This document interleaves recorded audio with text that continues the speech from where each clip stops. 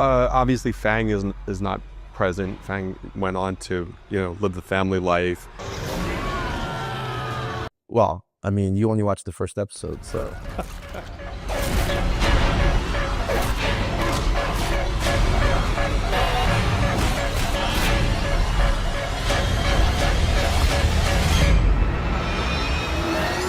Primal season 3, it felt like it was something that maybe wasn't going to happen for a while there. Obviously, season 2 ended in sort of a definitive way.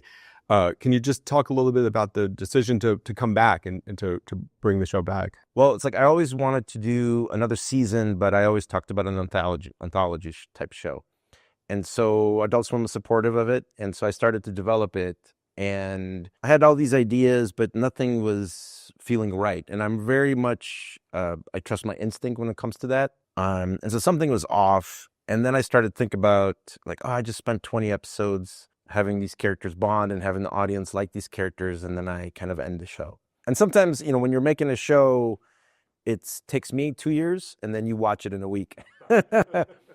So I suddenly started to have this awareness oh, it's still so fresh. And so I go, well, what do I do now? And then all of a sudden this idea popped up of making Spear a zombie.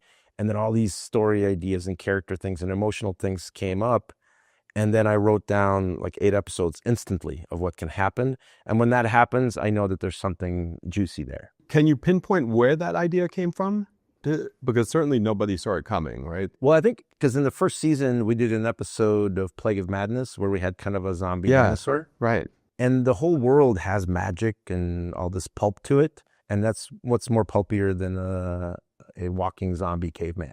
Right. Yeah, that's very true. So it felt right. Do you think there are any dangers of depicting Spear in this way? When you look at the poster, he doesn't seem human. Right. I think when you watch the show, you probably find that that's not the case. But were there concerns about that? Yeah, for sure. I thought, that term jumping the shark, I was like, oh, did I do that? Maybe. But it felt so right. And then when I talked to the other, our other team members, they were like, no, this is awesome. And then when I talked about what we would do with it and the emotional journey that he's going to take, then everybody got really excited about it. And again, I've seen the first episode and I loved it. I love Primal, but is there a danger of undercutting what you did in the first 2 seasons and how you ended the story at the end of season 2? I think I hope that when you watch it and you see, we're not giving away how he becomes the zombie, but when you watch it and you realize the timeline, especially later in the episodes, it doesn't. It just becomes part of his weird journey through time here. Yeah.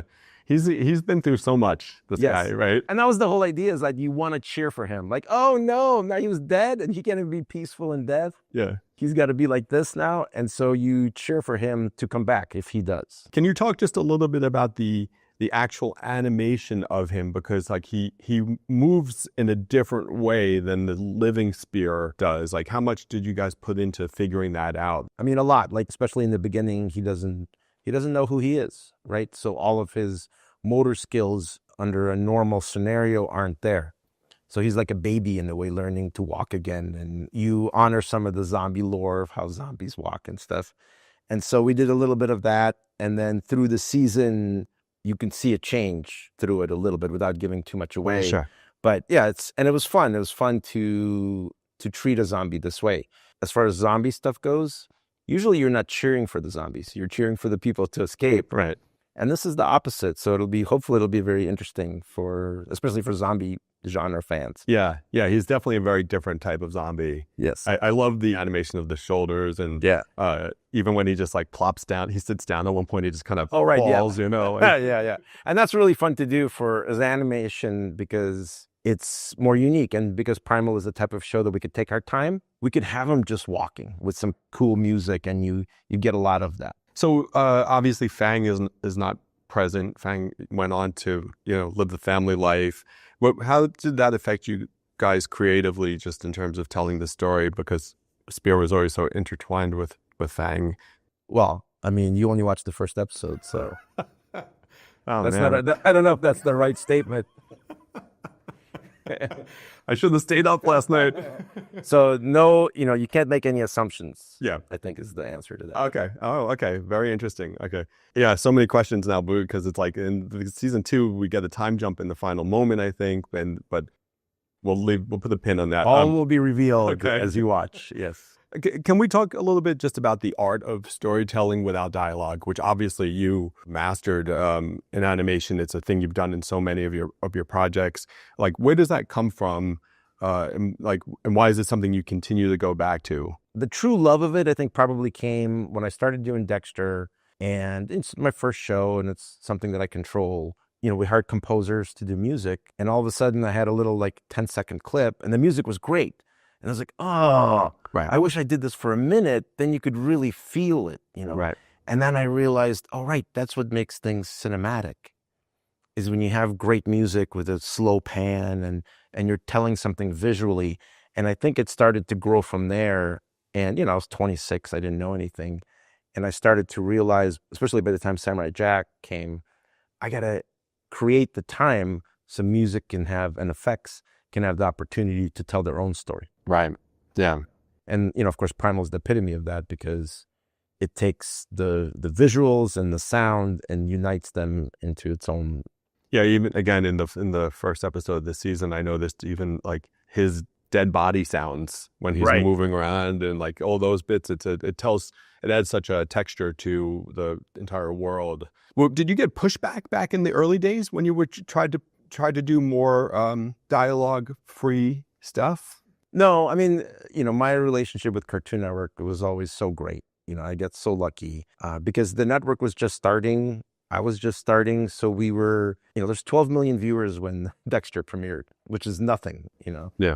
And so we both learned along the way. So they were always very supportive. And then when I told them about Samurai Jack, they were really interested in it. And then I remember this moment where in the first episode, there's a 7-minute training sequence, and there's not one word in it.